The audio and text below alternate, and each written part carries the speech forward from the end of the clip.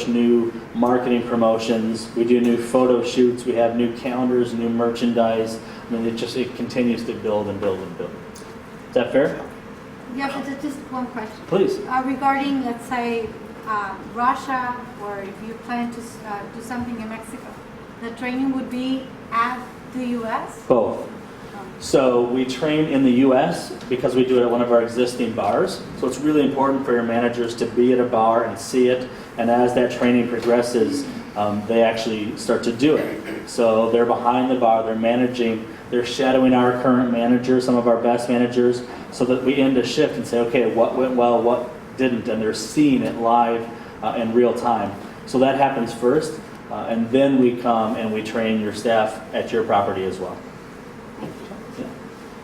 Any other Coyote questions? How long, how you control the foreign stores? What do you mean control? Yeah, control that the franchisees in a correct way for doing business. Sure. And operations, because Russia is very far. I don't know if you can come to Mexico once a month or maybe 6 months or whatever. Right. So how does it work? in the next section, we're going to talk a lot about that, actually. But for Coyote Ugly, it's about having the proper team and resources in place. So we do go to the bars, and we do have open dialogues, and you do report sales. It is a franchise, right? So you're reporting sales so we can check the trends and see that you were down this week over last week, and we get right on the phone and we talk about why. Maybe it's seasonality, maybe you are having staff problems, but we're coming to you not as an accuser of something going wrong, but as the solution of how can we help, right? We don't want you to have one day down, and it's going to happen. But it's that constant communication, and we do go to sites, sometimes announced, sometimes unannounced, where we walk into a bar and we make sure that the bar is operating as it should be, because I've said it a few times, I'm going to say it at least 50 more times in the next coming slides. Brand is everything. It is our biggest, most valuable asset, and so we're really, really, really protective of that. And frankly, it starts at the beginning of bringing on the right people and setting clear expectations of how you can be successful in our brand and what we consider to be abuses of our brand that we simply won't tolerate. And then there's the whole legal piece. Yeah. But the legal is at the end. Do you agree? Absolutely, yes. The final step, says sector. The very, very final steps. Our job, the reality is this in franchising, I've been in franchising a long time. Anytime somebody's doing something that's outside of the system, in my experience, it's not intentional. And if it is intentional, it's certainly not malicious. Right? It's not intended to do harm to the brand, and can oftentimes be cured, in a legal term, or the problem can be solved and rectified simply by those conversations. Legal comes in at the very end, and typically it's when somebody is very intentionally doing things that are actively hurting the brand. And frankly, if you're doing your job on the front end, it's very rare. People who have rogue franchisees who go out and cause damage to the brand, in my opinion, they miss something up front. They miss some indicators because they brought on the wrong partner. Because if you bring on the right partner, they live for the brand, their investment is that brand, they would never do anything to hurt the brand. So if you're doing things the right way, legal should be bored all the time. Any other Coyote questions before we get to the more general international franchising? All right. So we talk about brands that transcend borders. And this is not every brand, by the way. And so this is geared more towards how you develop an international brand, how you develop international franchising. So the question is this: why? Why take your brand overseas? It's really hard to take your brand overseas. If you're a domestic brand, why do you want to make that decision? And oftentimes the answers are for simple expansion, and that can be a good answer. I want brand recognition. There's something really powerful, the middle point there, that global reputation. There's something powerful about being a global concept, right? Even if you're only into one other country, if you're a concept that's based out of Mexico and you go into the US or any other country, there's some power and some legitimacy that you earn by being a global brand. Now, you have to do it correctly to have a good reputation globally. But some people just want that power and they have the resources to get it, and that's an okay reason as well. Of course, increased revenue. Every day, as I say, I sit at my desk and I look at the world map and I think about all of the amazing opportunity. When I can put many units into many countries, the potential for revenue there is mind-blowing, right? When you're looking at a world map and the world's not so big because you know that you can do business in every other country, that's a really exciting thing for revenue. It's trendy.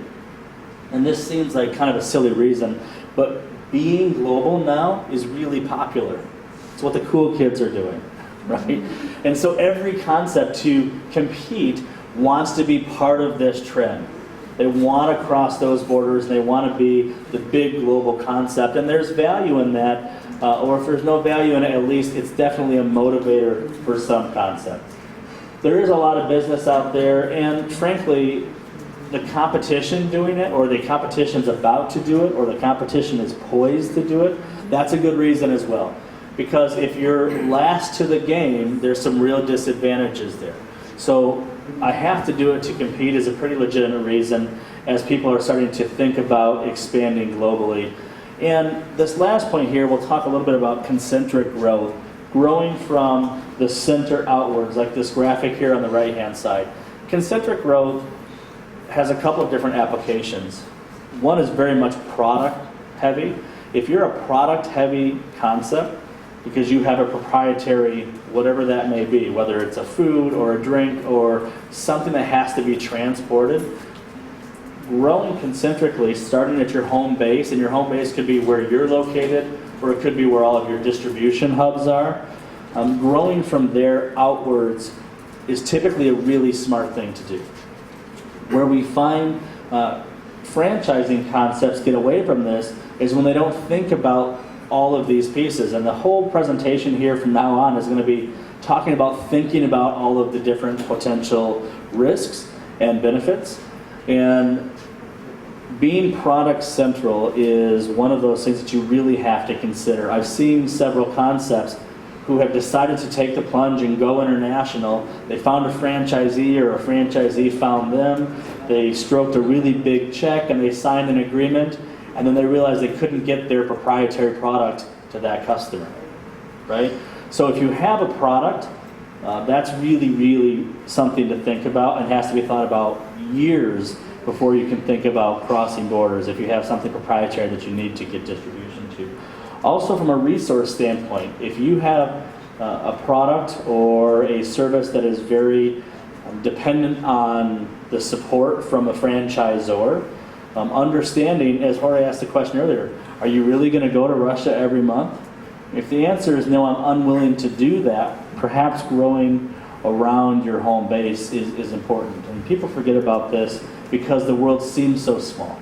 And it seems like, well, why can't I open in all of these other markets? So whether or not this business model of concentric growth is right for you is something that you need to really think about before you talk about going to other markets, especially if you're going to go 1 unit here, 1 unit here, and 1 unit here. That's a critical mistake if you need to have that central hub, and for branding as well.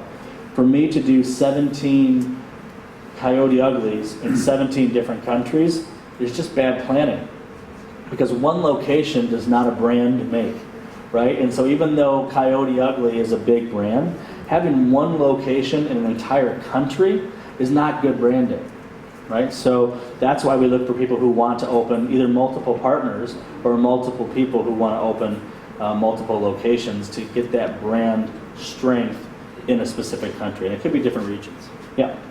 So, why Russia? Is something to happen? Because sometimes somebody came out our door and says, I want a franchise from Russia, and you sell it. It isn't planned, or somebody shows, or right. Why Russia right now? So one of the things that I'll talk about in a little bit is being reactive as a franchisor, and the potential mistake that could be.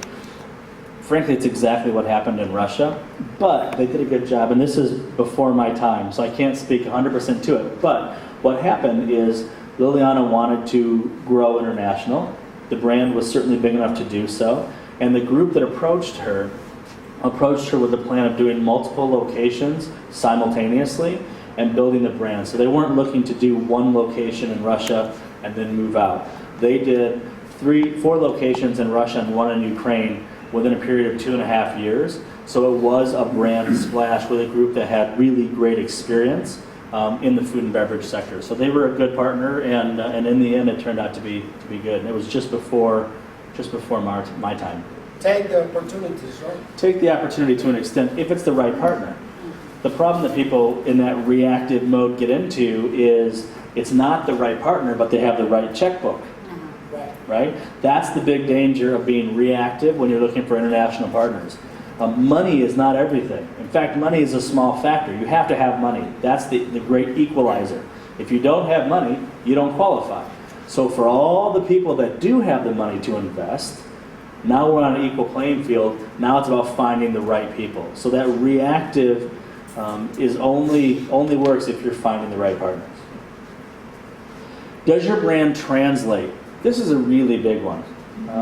Translation of a brand and how flexible you are with that brand is something that people don't really think about. So when McDonald's started going into Asian markets, the flexibility that I'm talking about is they introduced more seafood to their menu. Did that dilute the brand? No. But it accomplished their ability to tailor to the local taste and the local market, right? So know where your flexibility lies and know which things that you will not be flexible on, regardless of if it keeps you out of the market. So if you remember back to the first slide, Coyote Ugly is about girls and boobs, right? So I'm not calling my friends in Saudi Arabia.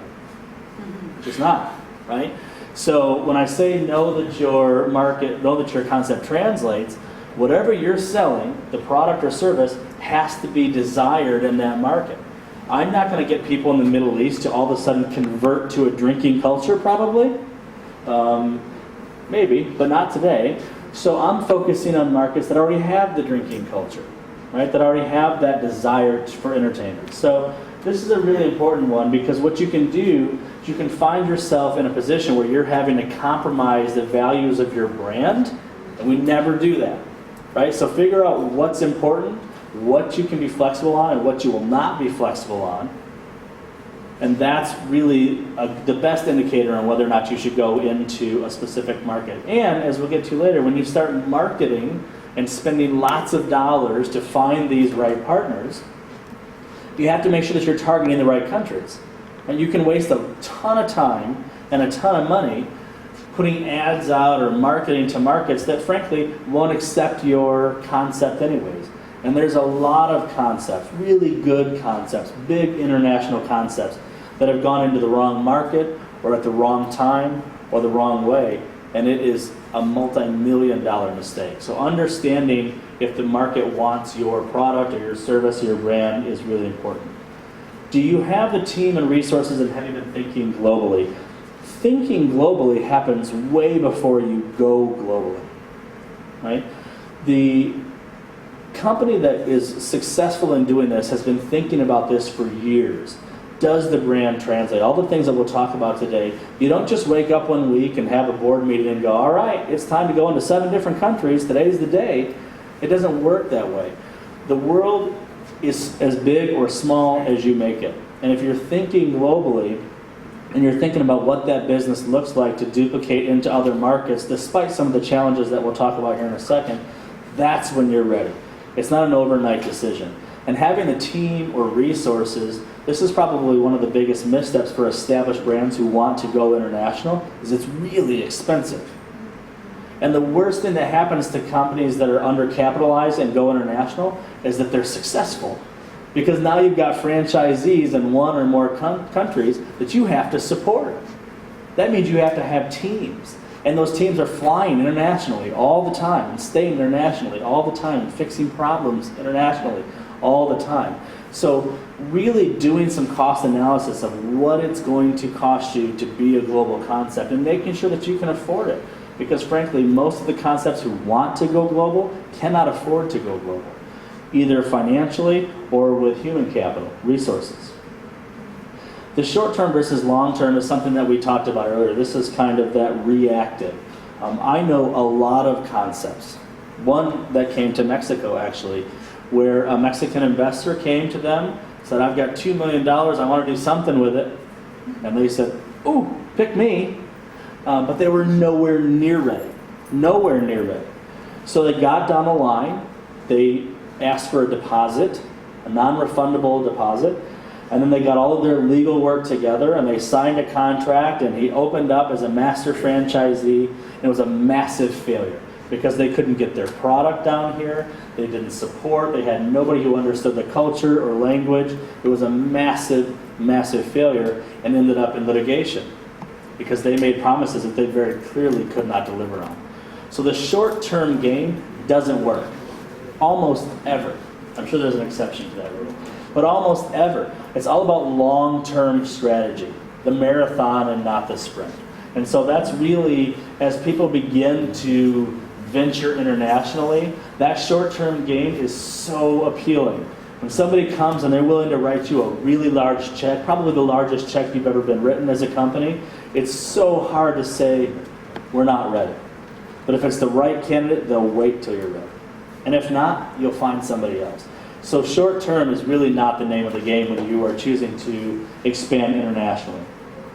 Brand protection. I think this is on every slide for the rest of the presentation.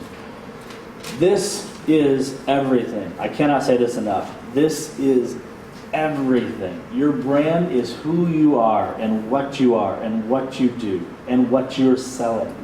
If you allow people, because you take a short-term approach or you're not ready, if you allow people or yourself to abuse the brand, sometimes there's no recovery from that. So this needs to be at the top of every memo, of every meeting, of every notes, of everything you do. What am I going to do to protect my brand? For Coyote Ugly, we would never allow somebody to have male bartenders. It's not who we are, right? So if somebody came to me and said, but I'm going to give you $10 million for the rights to do this country, but we're only going to have male bartenders. No, absolutely not. Would never compromise who we are, especially for financial gain. Unless I don't care about what happens to the brand, I don't want to ever sell it again in another market. Everything you do should be with brand in mind. And are you ready? It's amazing how many people think they're ready, but they haven't talked to anybody who does this. This is the most simple advice that I give people when they're thinking about going internationally, is if you're in franchising, you probably know other franchisees and franchisors. This is a very tight-knit industry worldwide. Call people. It's amazing how many franchisors are willing to talk with you and tell you their experiences, at least on the surface. There's no reason to go into this blind. Make sure that you know what your checklist is so that you know if you truly are ready and if your actual timing is right now to go international. So if you've had these conversations, you know what to be aware of, and now it's time that you think we're a go, right? We're green light to go international. Here are some things on how to develop and questions that you should ask yourself. Who's going to support the franchisees? This is that question earlier, right? You've had all this success, you've got your first franchisee and you're all excited. They set their opening date and you look around the room and realize there's nobody there to go open that store, right? These kinds of resources are not small, they're really big. So find the team, the actual players that are going to do these things for you before you pull that trigger. And what are the costs? And make sure that you have proper capital to back that up. How much money am I willing to spend? Okay. It is an important question because the desire to go international has a price tag, right? And so that price tag needs to be something that's well thought out, that's budgeted for, planned for, and making sure that that money is in the bank. Expectations and goals is just like any other business. A big misconception in franchising for people who are domestic only and going international is that I've done 25, 30, 40, 50 domestic deals every year for the past 5 years. So I should probably be able to do that internationally, right? Absolutely not. Comparing domestic growth to international growth, is a really big pitfall. And it's a pitfall that CEOs and upper management love to make, right? We're doing this here domestically, so now we're just going to do the same thing international. So setting proper expectations.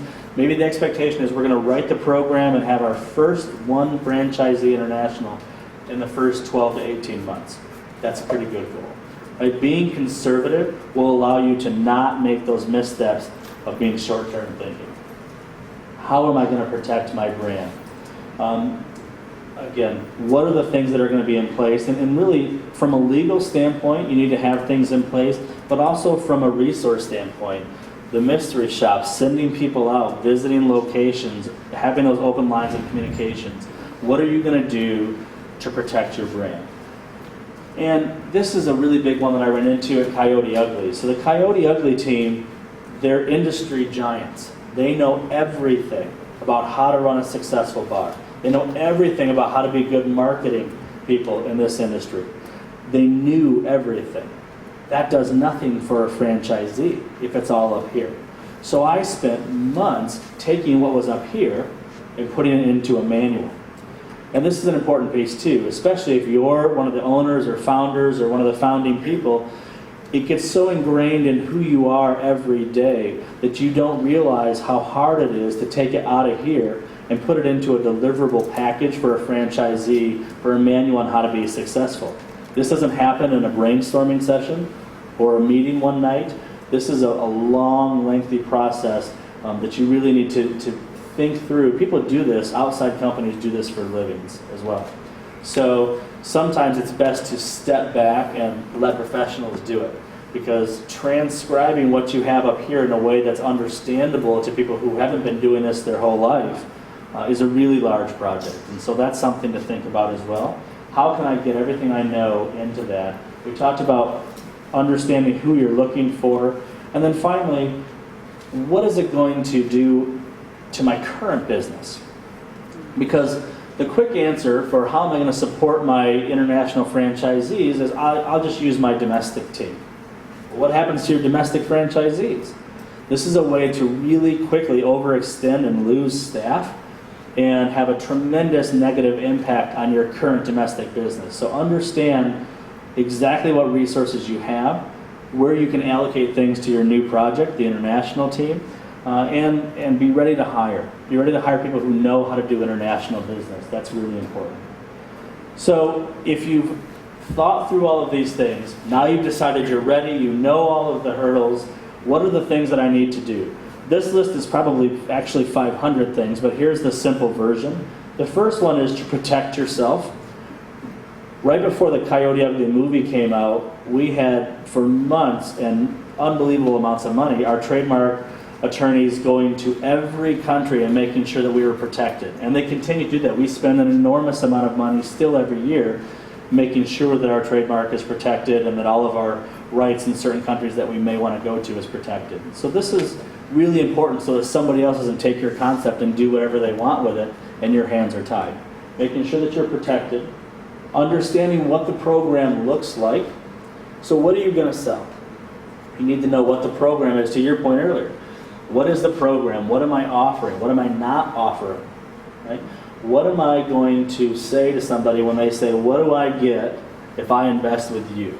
So understanding all of the different pieces of that program. Are you going to do a master or are you going to do unit development? All of those types of questions. Once you have that, that's when the lawyers get involved. It's really important to make sure that your disclosure and agreements are abiding by the laws of the current country, or the country that you're trying to go to. For us, for example, I wrote, with what I knew, our disclosure document and agreement to U.S. standards. And the reason I did that is that typically U.S. standards of franchising are really rigorous and far more than I find in other countries. So now my base template is overkill most places, which is good. And so I use that then to go to the current folks that are in country, and we add the things in that are specific to that country. So the legal has to be in place, operations manuals, then the sales process is that process of how are you going to sell? What does that look like? Does it take a month? Does it take a year? What do you need to know in that dating phase to make sure that this is a good mutual beneficial relationship, and that you've got the right franchise partners. And then comes the really tough part, which is hunting, finding the people who are your good investors.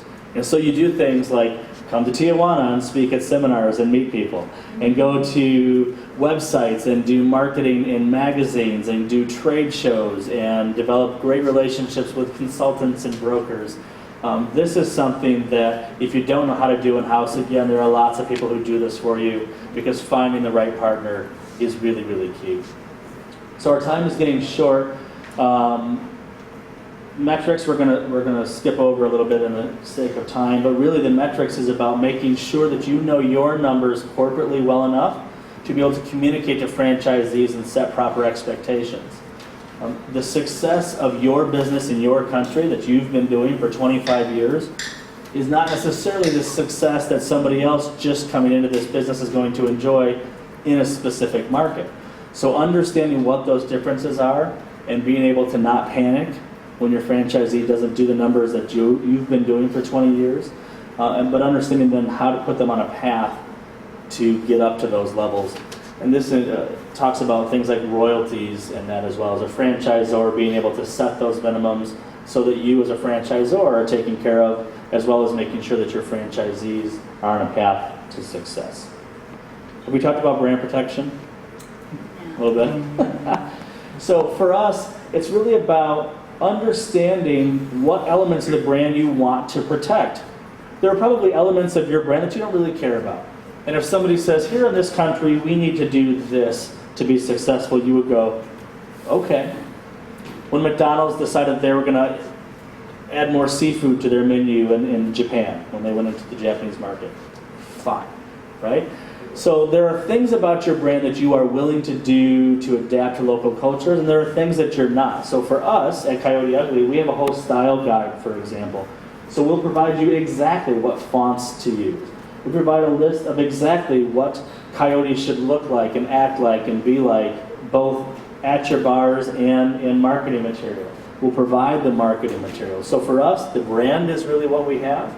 And so being able to choose what we communicate and communicate that effectively with our franchisees, that really helps you protect the brand. And if you set those guidelines at the beginning, that's really, really important. And you have to know, as a corporate culture, what it is that you want to protect and what it is that you're willing to be flexible about. Finally, if you summarize all of those things that we talked about, you'll know why we want to come to Mexico, right? So it's a market that's attracted to tourists, which is a big part of our customer base. There's already proven success in major cities. There's a drinking culture here, yeah? More or less. A little bit, more or less? Do you drink coffee? Yeah, coffee, right. So good drinking culture, that's always important for us. There's not a lot of culture shock here. There's so much of a presence of the Mexican culture in the U.S. and the U.S. culture in Mexico, being neighbors and all, that there isn't that big culture shock when an American brand comes to Mexico or vice versa, right? I think it's pretty accepting. So that's a good indicator for us. There's already this established bar and nightlife scene, and proximity for support. So by proximity, we talked about, into Jorge's question earlier, are you really going to go to Russia every month? Well, that's tough, and it's expensive. But will we really go to Cancun every month? Probably. So proximity does play a role. So not necessarily back to that concentric growth only, but proximity plays a role because for our franchisees, sending managers to the U.S. to train, no big deal. For us coming down to protect the brand, to help, to jump in and make sure that things are going well, not a big deal. Certainly much easier than other markets for us. So we're thrilled about the opportunity to come down and enter the Mexico market. We're very selective about who we bring on board, and those people are going to enjoy a whole lot of experience and brand power to enter that bar and nightlife market at the top with a name like Coyote Ugly. So with that, I'm going to leave maybe a couple of minutes for questions, but also my sincere thanks for your time and having me down here and sitting through all of this English. I appreciate that. Any questions? Why Coyote Ugly? They are beautiful. Well, in the movie, and Liliana won't confirm or deny, but in the movie, Can you change the mic? And give me the- in the movie, Liliana tells a story about a long night out at the bar and drinking too much and ending up in the bed of somebody who's less than desirable, somebody that perhaps when you sober up is so unattractive that you would gnaw off your arm like a coyote in a trap before you woke them up. That's Hollywood, though. That's Hollywood. Liliana will not confirm that that's the reason. Any other questions? Any other? No? All right. Thank you all so much. Appreciate it. Thank you.